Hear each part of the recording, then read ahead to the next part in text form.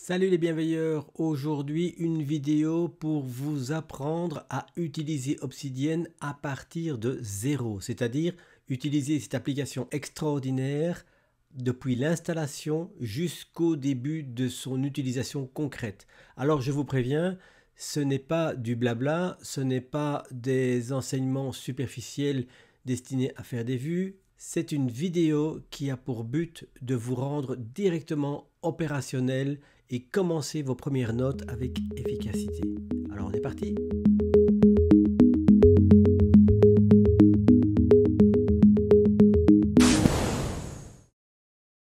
Alors ouvrons directement la page obsidian.md, c'est le site officiel de l'application Obsidian et vous allez voir que on vous propose de télécharger l'application, que ce soit pour Windows, Linux Snap, je ne sais pas ce que c'est, et d'autres plateformes.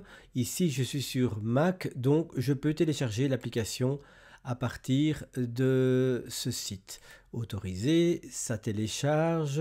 Une fois que je l'ai téléchargé, je vais cliquer sur l'application pour l'installer. Ici, comme l'application est déjà installée, je ne vais pas le refaire, ou je devrais désinstaller, réinstaller. Vous avez démarré sur l'application, vous allez l'installer, l'installation c'est très courant, et ensuite vous l'ouvrez, et voilà la page d'accueil, la page de démarrage rapide dans lequel vous pouvez maintenant déjà voir que on parle en français d'un coffre, c'est-à-dire un réservoir de vos informations. Alors juste deux mots sur l'application Obsidian. Un, c'est une application gratuite. Deux, c'est une application qui va vous permettre de stocker des notes sous format texte, c'est-à-dire que c'est récupérable quoi qu'il arrive à l'application. C'est du format texte, c'est lisible sur toutes les machines avec n'importe quel logiciel d'édition les plus simples qu'on puisse imaginer. La troisième chose, c'est que les informations sont stockées dans votre disque dur. Ce n'est pas quelque part dans le cloud où c'est dépendant de la bonne volonté, de l'avenir de ce que ce cloud, de cette application, de ce que cet hébergeur vous propose. Ici, vous avez tout sur vos disques durs. Alors naturellement, avoir tout sur le disque dur, ça veut dire responsabilité. Vous êtes chargé de veiller à vos propres backups, copies de sécurité. Ça, c'est une évidence. Mais c'est quand même précieux de savoir que des informations qui sont relativement, je vais dire intimes, c'est des informations personnelles, sont stockées dans un endroit où personne ne pourra y avoir accès et je ne dépends pas des conditions générales qui se modifient en permanence. On a donc une application démarrage rapide créée. Je vais créer un nouveau coffre. Vous voyez ici nom du coffre, je vais l'appeler tuto 2022. Je vais choisir un emplacement, document, je crée un nouveau dossier que j'appelle tuto 2022. Et voilà, je l'ouvre. Tuto 2022, emplacement, c'est bien celui-là, je le crée. La fenêtre s'est ouverte dans mon deuxième écran. Vous voyez ici qu'on est devant un environnement relativement, je dirais, simple, dépouillé. Et c'est un peu le talon d'Achille quelque part, mais pour moi c'est son extraordinaire puissance, c'est que cette application vous permet de faire tout. Et quand on dit tout, eh bien, par où on commence? D'accord? Alors vous voyez ici l'espace où on va éditer les notes. Ici vous avez une sorte d'explorateur qui vous permettra de voir quel fichier vous avez créé. Et vous avez ici, je vais agrandir un tout petit peu, je vais légèrement zoomer. C'est pas par là, c'est dans l'autre sens. Voilà, on va perdre de la taille disponible, mais ce n'est pas grave. Vous voyez ici nouveau dossier, vous voyez ici nouvelle note et je vais créer ici nouvelle note. Vous voyez qu'il a créé une note en dessous de tuto 2022 que je vais appeler première note. Ceci est la première note. Et on y est, on est parti.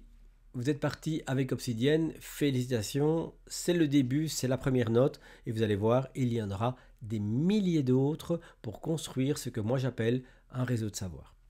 Alors, qu'est-ce qui est important de savoir ici? On va vraiment travailler hyper simple. Vous avez ici un explorateur de fichiers, c'est ce qu'on voit ici. Vous avez un outil de recherche qui nous permettra de rechercher, on y reviendra plus tard. Et vous avez des épingles qui vous permettent de stocker ou d'archiver ou de noter l'une ou l'autre des notes de manière à pouvoir la retrouver plus facilement. On ne s'en occupe pas pour le moment, c'est vraiment pas important. Alors ici, on est avec la première note. Directement, vous voyez qu'on est en format texte, c'est évident. Donc en fait, il suffit de taper son texte, c'est vraiment pas un problème. Ce qui est particulier, ce sont des formats texte, je l'ai déjà dit, mais vous allez pouvoir introduire un certain nombre de formatages. J'insiste énormément, ce n'est pas le look qui compte avec ce système, c'est l'utilité. Vous écrivez des notes pour mettre du contenu, pour mettre de l'information, pour y stocker vos idées, pour pouvoir les connecter les unes avec les autres. Ce n'est pas un outil pour faire de jolis documents. Ça le sera, mais ce n'est pas l'objectif. Alors, première chose au niveau de la syntaxe, vous voyez ici quand j'écris un texte, c'est normal. En fait, la syntaxe est assez simple. Par exemple, si maintenant je vais mettre un titre, je vais utiliser le symbole dièse, un espace, et je vais marquer titre de la note. Et vous voyez, voilà, il a construit un titre de note. C'est le titre, quand je viens dessus, la prévisualisation me permet de voir que c'est quelle syntaxe, un dièse, un espace. Si je veux faire un titre de niveau 2, titre 2, 3, c'est titre 3, grosse surprise, et vous pouvez aller jusqu'à 6 ou 7. Je ne vous conseille pas d'aller beaucoup plus loin, je ne vois pas très bien l'utilité. Alors, on a des titres avec 1 dièse, 2 dièse, 3 dièse, et je peux directement aller voir en visualisation. Je clique ici, et vous voyez, là, on ne voit plus la syntaxe. Là, le document est finalisé, je ne peux rien écrire dans le document, sauf si je reclique sur le petit crayon qui repasse en mode édition, et là, en fin de compte, en fonction de là où je mets mon curseur, je vais pouvoir adapter et je vais pouvoir voir la syntaxe de manière à pouvoir la changer, ou sinon ce ne serait pas possible. Une autre chose qui est très intéressante également, c'est que je peux mettre du caractère gras. Le caractère gras avec votre clavier, ça va être, et moi c'est commande B, mais ça peut être CTRL B, et vous voyez que ça met du caractère gras. Et vous voyez que le caractère gras, quand je le passe en visualisation, il est bien en caractère gras. On ne le voit pas très fort parce que c'est un thème qui le rend peu visible quelque part. Donc vous voyez ici en fait que la syntaxe, c'est 2 astérisques, 2 astérisques. D'accord? Si j'enlève une astérisque, à ce moment-là, je passe en mode italique. Oui, on est en mode italique. Et si je mets à la place des astérisques un égal et un égal, on voit qu'on surligne l'information. Alors ce qui est intéressant aussi avec l'éditeur ici, si je veux mettre du gras dans première, je veux déjà, par exemple, je peux faire commande B comme je vous ai dit tout à l'heure, mais il suffit simplement que je tape étoile, étoile, et vous voyez qu'il les met au début et à la fin. Et donc automatiquement, on a le formatage qui est propre et qui est net et qui est hyper facile. Donc, on doit vraiment rester simple. Je le rappelle et je le rappellerai encore. 1. Comment faire des titres? Dièse, dièse, dièse, ou triple, ou 4, ou 5, en fonction du niveau de titre. Vous avez du souligné. Vous avez ici de l'italique. Je tape simplement une étoile, c'est de l'italique. Vous avez ici double italique, c'est-à-dire caractère gras. Et vous avez l'essentiel de ce formatage des textes. Une chose qui va aussi être intéressante, et on va vraiment rester sur l'essentiel, c'est de faire des listes. Et ça, c'est très précieux avec Obsidian. On fait un simple signe moins, un espace, et je marque liste 1. Quand je fais return, il ajoute automatiquement liste 2. Vous allez me dire, mais qu'est-ce que c'est que ce point? Si je viens voir ici, et que je viens voir ici, vous voyez qu'il y a un espace avec un tiret. C'est ça qu'il a construit. Quand on le voit en visualisation, ça fait ce petit point, mais quand on va dessus, quand je place mon curseur dessus, mais vous voyez qu'en fin de compte, je vois la véritable syntaxe. Liste 2, si je fais une tabulation, je peux faire liste de 1, liste de 2. Et ainsi à l'infini. On tape plusieurs Enter pour arrêter cette liste et on peut faire une liste numérotée. Et là, il suffit de taper un chiffre, n'importe quel chiffre, il va auto-numéroter lui-même. Point, espace, numéroté, num, et vous voyez qu'il numérote automatiquement. D'accord? Si je viens me mettre ici et que je viens voir qu'est-ce qu'il y a, ben, je n'ai qu'à le chiffre, un point, et c'est tout. Si je vais maintenant aller ici et que je vais écarter, vous voyez, j'ai créé une nouvelle liste numérotée, c'est-à-dire num 3.1. Si maintenant je voulais changer ceci en liste non numérotée, je vais me mettre ici et je vais mettre un tiret. Tiret, espace, et c'est tout bon. Ok? Num 3.2. Vous avez ici l'essentiel de ce que vous avez besoin pour faire de l'édition de notes tout simplement. Après, il y a encore un tas d'autres choses pour installer du code, pour ajouter du code. Mais ici, on va commencer avec ça et on va juste ajouter ce qui probablement est la chose essentielle, c'est-à-dire les liens. Ce qui fait l'essence même du système Obsidian, c'est un système qui est composé de notes qui sont reliées entre elles par des liens. On va donc insérer ici une nouvelle note. On va se mettre ici une nouvelle note. On va dire que c'est la note 2. Et la note 2, on va lui mettre un titre. Note 2. Et on va dire et la suite de. Et là, on va taper le symbole pour créer un lien, c'est parenthèse carré. Alors, je vous laisse voir sur votre ordinateur. Si c'est un Mac, c'est majuscule option et parenthèse, une fois, deux fois, double parenthèse. Une fois que j'ai activé cette syntaxe d'un lien, eh bien, il me propose les notes qui sont disponibles. Alors, pour le moment, je n'ai pas grand-chose. J'ai note 2 et première note. Et bien, justement, ces premières notes que je veux mettre, je clique sur première note, je fais un Enter et vous voyez, le lien est créé. D'accord? Si je passe en mode prévisualisation, c'est exactement la même chose. Quand je passe en mode édition, c'est exactement la même chose, sauf que quand je viens déplacer le curseur à l'endroit, je vois la syntaxe. C'est ça qui fait l'essence. Personnellement, je suis à 80% en mode édition en permanence. Je devrais plus passer en mode, je dirais, visualisation, mais pour le moment, comme je suis en permanence en train d'adapter mes notes, c'est ce qui se passe. On a donc première note, une deuxième note, et on peut, en cliquant dessus, on ouvre la note numéro 1. Et ici, bien sûr, je n'ai pas créé de lien. Donc, je vais marquer suite ici, 2 points. Alors, je fais majuscule option, parenthèse carré, et vous voyez que là, j'ai de nouveau les notes qui sont préparées. Note 2, je retourne, et vous voyez, donc j'ai fait un Enter parce que je ne veux pas que mon curseur reste à l'endroit, parce que quand il est à l'endroit, c'est la syntaxe qui apparaît. Et ça, je ne veux pas voir pour le moment. Je clique maintenant sur note 2, et maintenant, si je voudrais faire une suite à cette note 2, je dirais et la suite est, je vais taper note 3. Note, vous voyez que là, il filtre ce qui est disponible. Alors quand il y en a que 2, c'est vraiment pas très important. Mais quand vous en avez 5000, là, c'est beaucoup plus important. On va faire une note 3. Qu'est-ce qu'il dit? Aucune correspondance trouvée. D'accord?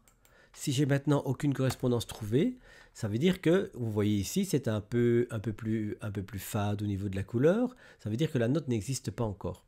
Je vais donc cliquer maintenant sur la note 3 et voilà qu'elle est créée. Première note, note 2, note 3. Je vais mettre un titre. Note 3. Je peux mettre mon texte et ma note existe. Alors voilà, on a fait 3 notes. On peut voir maintenant qu'on a déjà notre petit réseau. On se trouve où? On se trouve dans un folder, le folder tuto 2022 que nous avons créé. Si je vais ici pour voir avec, si je vais me mettre ici, vous voyez ici la dernière modification. Je clique à droite et je peux voir dans le dossier Alors pourquoi vous voyez deux fois tuto 2022? Eh bien tout simplement parce que le premier c'est l'emplacement où je vais créer le folder qui est le coffre et le deuxième c'est le coffre proprement dit. Donc on a note 2, note 3 et première note et vous regardez dans la syntaxe, vous voyez la syntaxe qui est un dièse, double dièse. Je ne sais pas si je peux agrandir, non je ne peux pas agrandir. Vous voyez un dièse, deux dièses, trois dièses, un caractère surligné, un italique et du bold, c'est-à-dire du caractère gras, la liste, un tiret suivi d'un espace, un décalage d'une tabulation, et pour les listes numérotées, un point espace numéroté. Pour le décalage, de nouveau c'est la même chose, une tabulation, un tiret, un espace, et on est reparti. Donc vous voyez ici en fait que ces fichiers là véritablement sont hyper simples à accéder, il ne se passe rien, c'est dans votre répertoire, dans votre folder. Voilà pour la démonstration de ce que ça donne en réalité, on va l'agrandir. Alors qu'est-ce qu'on peut faire ici? On a créé des notes, mais je pourrais aussi commencer d'ajouter un nouveau dossier. Et là je vais marquer par exemple, je ne sais pas moi, note de lecture, et j'ai créé un folder. De nouveau, si je vais aller voir ce que ça donne dans mon dossier, vous voyez que dans tuto, maintenant, j'ai un folder note de lecture. Donc, véritablement, Obsidian suit la structure de vos fichiers. Et c'est complètement sous votre contrôle. D'accord? Alors, on revient dans Obsidian. On a tapé la note, on a créé un folder. Dans le folder ici, je peux marquer nouvelle note. Je vais marquer note de lecture 1. Je vais marquer Antonio Damasio. Voilà. Conscience d'être soi. Je crois que c'est le titre de ces livres. Et on est parti pour faire notre note de lecture. Alors je peux dire, oui, tiens, cette note de lecture-là, elle est peut-être liée à quelque chose. Pour le moment, j'ai pas grand-chose.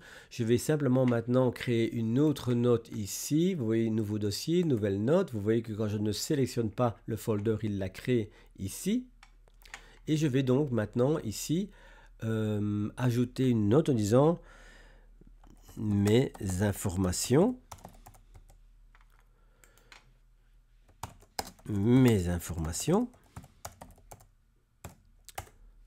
Hop, ça serait mieux sans faute d'orthographe, plutôt des fautes de frappe. Je dirais liste de livres à lire. Voilà, déjà, ça va être un autre chapitre. Et je vais marquer ici note de lecture. Note de lecture. Alors je fais Enter, je crée une liste parce que ça va être la liste de mes notes de lecture et je vais directement inscrire le lien sur note de lecture numéro 1. Je le clique et voilà, j'ai ma première note de lecture. J'ai donc ici dans un document mes informations et je peux, quand je l'ouvre, je vais la fermer, je vais prendre mes informations et vous voyez, note de lecture numéro 1.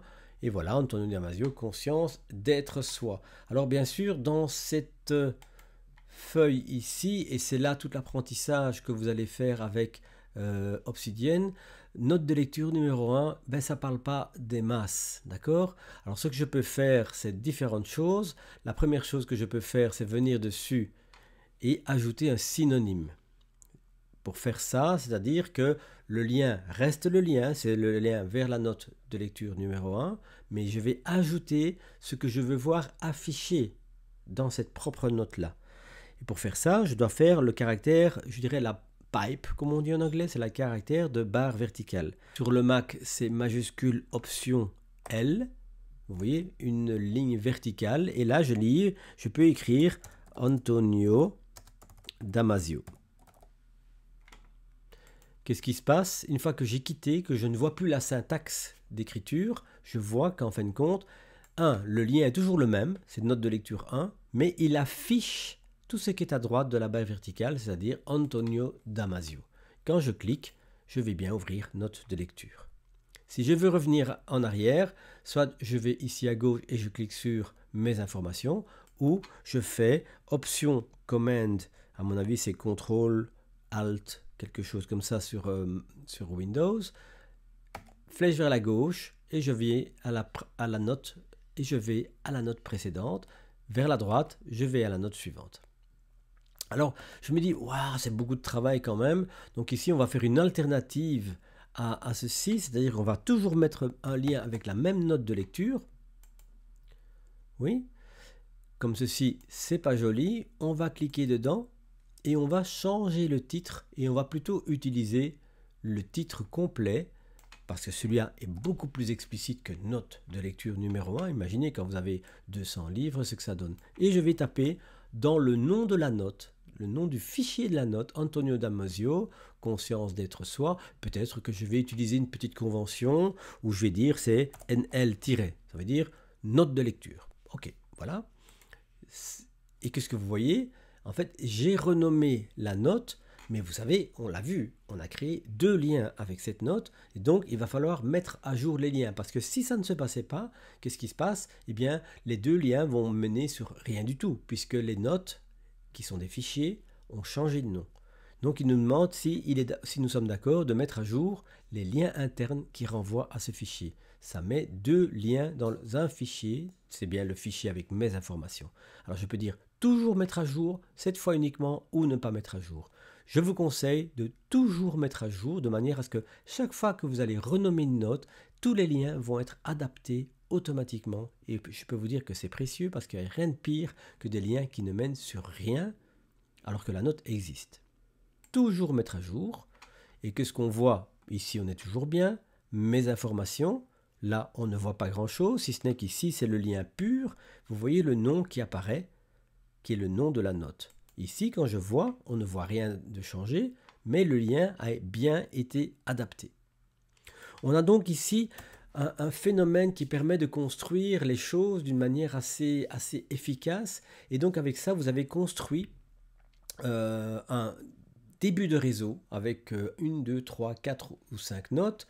Et qu'est-ce qu'on peut voir? C'est visualiser le réseau. Comment on va le faire? On ouvre la vue graphique et qu'est-ce que vous voyez? Vous voyez mes notes apparaissent dans un réseau. Vous avez la première note qui est liée à la note 2 et qui est liée à la suite note 3 et vous avez une fiche mes informations qui est liée avec la note de lecture du livre d'Antonio Damasio.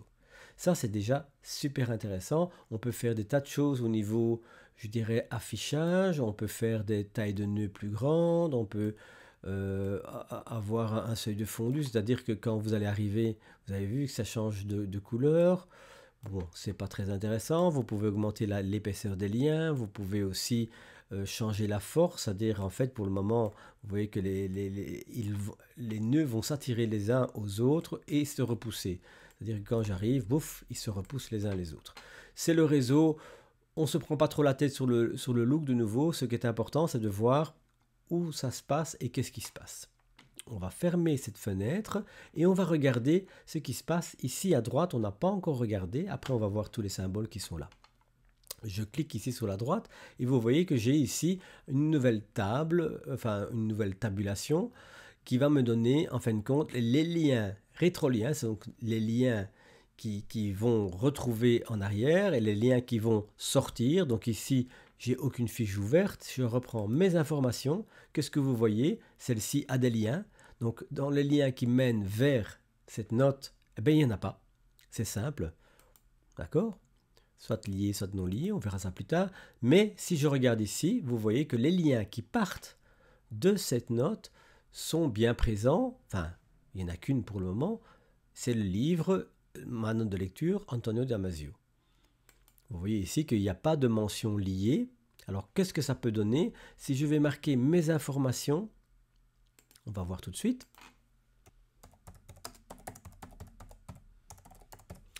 Voilà, donc j'ai mis exactement le même titre que j'ai mis là. Mes informations sont correctes. Je reviens à la ligne et je regarde ici qu'est-ce que ça donne. En termes de mention non liée, on voit que mes informations ont été reconnues par Obsidian. Il me dit voilà, il y a une histoire avec un lien. D'accord? Alors je peux dire, ah mais oui, en fin de compte, ce concept-là, il est important, je vais donc le lier. Qu'est-ce qu'il va faire? Automatiquement, il crée un lien parce qu'il a reconnu que cette chaîne de caractères se réfère à l'existence d'une note qui porte exactement le même nom. Alors attention que si j'écris maintenant mes informations, il ne tient pas compte des majuscules ou des minuscules. Ça, c'est important à savoir. Voilà, on a donc les notes. Ce qui est important aussi, si je vais dans mes informations, c'est de voir que je peux afficher ce qu'on appelle le réseau local. C'est-à-dire que si j'ai, je ne sais pas moi, 1000, 2000 notes, mon graphe local, celui que je vous ai montré ici, il va être un peu, je dirais, on va fermer ceci, il va être très chargé. Là, j'en ai 4, mais je peux vous dire que quand vous en avez 1000, 2000 ou 3000, eh bien, le graphe, il est joli, mais il n'est pas lisible. D'accord? Alors, ce qu'on va faire maintenant, c'est qu'on va prendre une des notes, mes informations, et on va les regarder ici, dans ce qui est possible. Ici, vous avez épinglé. Épinglé, ça veut dire que la note va rester en permanence là.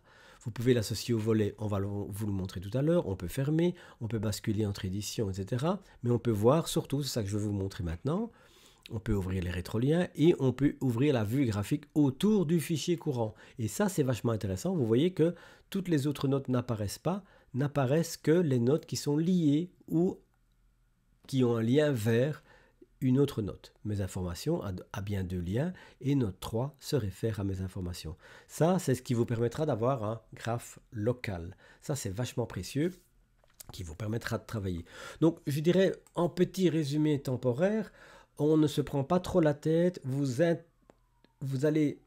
simplement ajouter les informations qui vous sont précieuses, les unes après les autres. Vous commencez une note en disant, ben voilà, je vais faire une note sur mon projet d'étude, d'accord, et je vais dire ici lire le livre de Daniel Goleman, lire le livre d'Antonio Damasio, et puis je me dis, tiens, c'est bizarre, il me semble que j'avais un bouquin. Bon, ici, avec 5 notes, c'est pas grave, mais quand vous en avez plusieurs milliers, tiens, il me semblait que j'avais un livre d'Antonio Damasio. Donc, avant de commencer à faire une nouvelle note à partir de là, je vais chercher pour retrouver est-ce que j'ai une note, oui ou non, qui contient Antonio Damasio d'une manière ou d'une autre. Si je mets un petit espace comme ça, c'est plus clair. Je fais commande O. Et vous voyez que là, il me propose la liste de tous les fichiers qui sont à ma disposition. Alors pour le moment, j'en ai peu, donc c'est assez facile, on les voit tous. Mais si j'en ai beaucoup, je vais taper Antonio. Et là, je vais identifier que j'ai une note de lecture, Antonio Damasio, qui est présent dans le folder note de lecture. Donc vous voyez bien, ça c'est comme un folder traditionnel, hein, note de lecture, NL Antonio Damasio. Je dis OK, c'est tout bon. Je l'ai ouverte et on y est. Option Command ou Alt Control sans doute en Windows, flèche vers la gauche, et vous voyez que je reviens à l'ancienne fiche. Ici, il n'y a pas de lien qui a été créé. J'ai vu que la note existe, eh bien je peux la lier. Je fais majuscule, option, parenthèse carré, je fais Antonio, et là, je construis le lien. D'accord ? Donc on a ce jeu entre les liens et les informations que je vais noter au sein des fiches. Si je reviens dans le lien, dans le graphe local, c'est quelque chose que je voulais vous montrer tout à l'heure et que j'ai oublié. La vue graphique locale, je vais simplement la prendre et la déplacer ici, à l'entrée. Et ça me permettra d'amener à volonté. Je prends ici et vous voyez qu'en permanence, mon graphe local apparaît. Donc ça, c'est précieux. Vous voyez, c'est le symbole qui est ici. Alors, qu'est-ce que j'ai d'autre ici? Ouvrir le sélecteur rapide. Ça, c'est la touche commande O ou CTRL O que je vous ai indiqué tout à l'heure. Donc, quand je clique là-dessus, je sors, je clique ouvrir le sélecteur rapide et je peux taper note. Et vous voyez qu'il filtre tout ce qui contient note. Et il va très loin, hein, note 3, note 2, et vous voyez ici, il y a N-O-T. Donc, il ne cherche pas nécessairement les 3 lettres qui forment un mot. D'accord? Note de lecture, tout est là, tout est dedans. Voilà. Eh bien, je ne sais pas où on en est au niveau timing, mais avec ça, vous avez déjà un départ absolument incroyable. Ceci, c'est le cœur et c'est l'essence même. Alors, ce que je vous conseille de faire, c'est de commencer à entrer quelques notions. Donc ici, tiens, voilà, bon, la première note ici, elle me plaît pas trop, c'est pas grave, je vais l'effacer. Je vais ouvrir ici, une note de lecture, celle-là, elle est bien, elle s'appelle première note. Je clique à droite et vous voyez que je peux faire beaucoup de choses, notamment, je peux la supprimer. Confirmer la suppression, il sera déplacé vers la corbeille de votre système. Il y a actuellement un lien rétrolien pointant vers cette note. Ça, c'est un peu embêtant, donc je dois faire attention et je dois savoir où elle se trouve. Alors, supprimer et ne plus redemander, supprimer ou annuler. Ça, c'est une indication précieuse, donc il faut, avant de l'effacer, veiller à ce que je n'ai pas des liens qui soient vides. Comment je vais faire ça? Je suis dans ma première note ici, je vais voir les liens qui vont vers cette note. D'accord?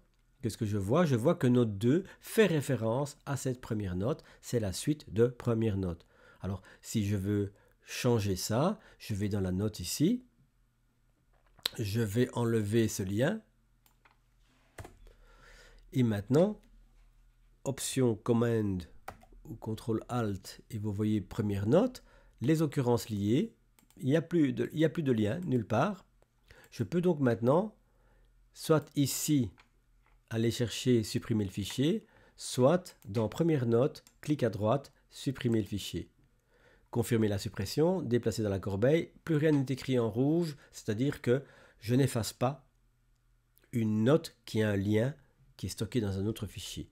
Supprimer et ne plus redemander, ça c'est dangereux. Je vous conseille plutôt de commencer par simplement supprimer, de manière à avoir l'avertissement régulièrement, vous ferez moins de bêtises, ça c'est pas mal. Autre chose aussi qui est important, ceci donc l'affichage des, je dirais des informations, donc les liens qui amènent, les liens qui partent, la vue graphique, les mots-clés si j'en ai. Et je vais ici fermer et ouvrir la note 2. J'appuie sur Command ou Contrôle et je vois que j'ai une deuxième note qui peut s'afficher. Je peux même encore en mettre une autre et même encore en mettre une autre. Naturellement ici, en plus la visibilité, j'ai vachement zoomé pour que ce soit lisible. C'est un peu compliqué pour vous pour voir et c'est pas très joli. Donc je peux le prendre et je peux déplacer en dessous. D'accord? Et je peux déplacer en dessous. Et là, vous voyez qu'on peut véritablement faire un assemblage qui permet de consulter les notes d'une manière ou d'une autre. Si je vais ici et que j'appelle note 2, ou plutôt je vais prendre mes formations et je vais l'ouvrir ici, on peut ouvrir la même note 2 fois. Ici, je suis en mode édition. Vous voyez quand j'ai la dièse. Ici, je suis aussi en mode édition et je peux voir, tiens, ça donne quoi en termes de visualisation. Vous voyez ici, on a les liens, mes informations. Je vais mettre du gras ici, en gras. Et vous voyez que ça se met en permanence à jour. Pourquoi est-ce que j'ai une ligne ici? Je vais l'effacer, voilà. Voilà, celui-là, je vais l'effacer aussi. En gras, je vais mettre en gras, commande B, en gras. Et vous voyez qu'il se met en permanence de cette manière-là. Je peux aussi, ici, associer au volet, donc associer les deux. Donc maintenant, en fait, tout ce que je vais faire dans l'un ou dans l'autre va être associé de manière à ce que, vous voyez, quand je déplace, mes deux fenêtres sont associées. Si vous voyez qu'il s'est associé, dissocier le volet, c'est ici que je le dissocie. Je dissocie et maintenant, en fin de compte, elle ne bouge plus parce qu'elle n'est plus liée. Alors ça fait beaucoup de bazar dans ces fenêtres. Vous verrez plus tard comment on peut faire avec les plugins de manière à ce que on peut jouer véritablement de manière très très souple avec l'affichage, mais de nouveau, ne vous perdez pas dans les détails. Une toute dernière chose, et puis on en reste là, c'est qu'on a vu comment faire des titres, on a vu comment faire des listes, on a vu comment mettre des caractères gras, du passage surligné ou de l'italique. Ici, on a créé également des liens. Ce qu'on va faire maintenant, on va passer en mode édition, c'est qu'on peut ajouter ce qu'on appelle des tags ou des balises, qui nous permettra de revoir un peu, de les retrouver en fonction d'une catégorie. On va dire que c'est une catégorie, voilà, c'est une note qui est provisoire. Voilà, la note est provisoire. Bon, on va fermer celle-ci parce que 2 fenêtres pour le prix d'une, ce n'est pas très utile. Celle-ci, elle est provisoire. La note 3, elle est provisoire aussi.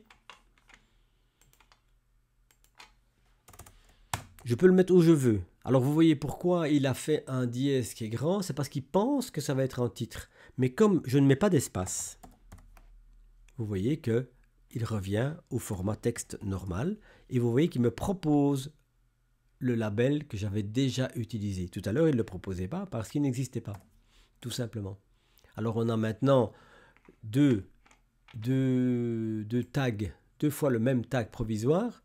Je vais donc voir ici, vous voyez que quand je clique sur volet des mots-clés, vous voyez que provisoire a 2 tags, enfin est utilisé 2 fois. Je clique dessus et qu'est-ce que vous voyez? Il a lancé la recherche tag double point provisoire, donc les notes qui ont comme tag provisoire. Alors le tag, ça commence par un dièse sans espace, je le rappelle, et vous voyez que c'est mes informations et note 3 qui sont provisoires. C'est intéressant, et ce qu'on peut voir aussi, c'est si je ferme ceci, c'est qu'en fin de compte, on a ici l'ensemble des notes, mais ce que je peux demander d'afficher, je ne sais plus où ça se trouve, on va trouver ça tout de suite, les orphelins, les mots-clés. Et vous voyez ici que provisoire permet de retrouver les notes provisoires grâce à ce label. Oui, si je les enlève, les mots-clés, vous voyez que la note disparaît. Je peux aussi enlever les orphelins ou pas les orphelins. Ici, ça ne donne rien, tout simplement pourquoi? Tout simple, je vais vous montrer tout de suite. On repasse, on ouvre ici, je vais dans mon explorateur de fichiers, je crée une nouvelle note et je vais marquer note orpheline avec rien de spécial dedans. Voilà, je la ferme, j'ouvre mon graphe et vous voyez ma note orpheline qui est là toute seule. La pauvre, elle est toute perdue. Je vais donc dans mes options et je dis je ne veux pas voir les orphelines. Et vous voyez, l'orpheline, non seulement elle n'est liée à rien, et en plus, elle a été abandonnée, elle n'est plus dans mon diagramme. Les recherches, on l'a déjà vu, tag provisoire. Quand je ferme, vous voyez que je peux choisir soit n'importe quel mot-clé. Je prends n'importe quel mot, vous voyez que j'ai mes MES qui est dans ces notes-ci, soit. Vous voyez que c'est indifféremment M minuscule, M majuscule, sauf si je dis respectez la case, s'il vous plaît. À ce moment-là, je n'ai que les mais en minuscule. Ça, c'est pour respecter la case. La case, c'est-à-dire majuscule, minuscule. Quand je viens ici, je peux uniquement chercher sur le nom de fichier. Alors, je fais File, 2 points. Et là, je vais dire Damasio. Alors, vous voyez qu'il ne cherche que dans le titre, alors qu'on sait très bien que dans mes informations, Antonio Damasio était écrit. Mais il ne va pas le repérer parce qu'il n'est pas dans le titre. On a donc 3 recherches pour le moment. Damasio, vous voyez que là, il va le trouver dans mes informations, dans mon projet d'étude et dans le nom du fichier. Et vous voyez qu'il le recherche partout. Si je ne veux pas ça, je vais simplement chercher dans le fichier, je fais File 2 points. Il le trouve uniquement dans le titre. Ou si je veux chercher dans un tag, et je vais chercher, vous voyez qu'il me le propose déjà, donc c'est assez facile. Là, c'est pas juste. Je dois taper provisoire. Et vous voyez que là, il ne propose rien parce qu'il n'est pas complet. Là, je dois être spécifique. D'accord? Il faut que je termine complètement le tag. Vous allez voir, il y a d'autres manières de le retrouver, mais pour le moment, je sais que je dois retrouver le tag en le tapant complètement et en commençant par le dièse. Vous avez vu au passage un autre, c'est le chemin. Donc ici, je rappelle que vous aviez dans l'explorateur de fichiers les notes de lecture qui sont dans notes de lecture. Donc ici, je vais chercher dans le pass qui contient notes. Et là, vous voyez que c'est tout ce qu'on appelle le path, c'est-à-dire le chemin complet, c'est les folders avec le nom du fichier. Ici, dans le folder, il y a note. Ici, dans le titre, il y a note. Et là aussi, il y a note. Donc, si je mettais par contre lecture,